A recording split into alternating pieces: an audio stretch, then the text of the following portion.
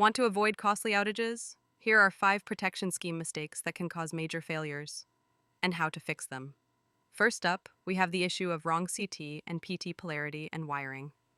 This is still one of the top causes of relay misoperation. If the polarity is incorrect, directional elements can trip the wrong way, or worse, not trip at all. Symptoms include false trips, non-trips, and stability issues. The fix? Always verify polarity, use polarity stickers, and test after commissioning. Remember, labeling and documentation are crucial. Never assume everything is correct. Next, let's talk about inadequate coordination studies. Without proper coordination, upstream devices might trip before downstream devices can clear a fault, leading to widespread outages. You might notice symptoms like nuisance trips or extensive outages. The solution is to run time current curve studies, set proper time grading margins, and review for fault levels and future growth.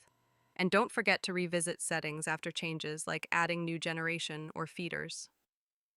Moving on to mistake number 3, ignoring CT and relay burden and rating.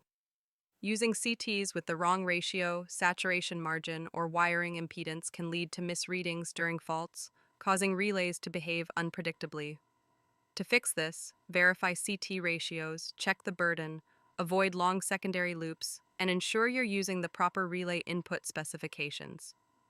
Matching CTs and relays during the design phase is essential, and always test under realistic currents. Now let's address poor earthing and transient paths. Bad earthing or stray transient currents can damage relays and create false signals. You might see symptoms like relay oscillation, equipment damage, or communication errors. The fix here is to implement proper equipotential bonding, separate signal and earth paths, and use surge arresters. Grounding isn't optional, it's the backbone of protection. Finally, we have the lack of testing, maintenance, and documentation. Settings can drift, firmware changes can occur, and wiring errors can sneak in. If you don't test and document, you won't know there's a problem until it's too late. The solution? Conduct regular secondary injection tests, perform firmware audits, and maintain clear documentation and version control. Establish a test schedule and keep logs. This can save millions in downtime. Avoid these 5 mistakes, and you'll drastically lower protection-related failures. If you're interested in a protection review, reach out to VSS Power.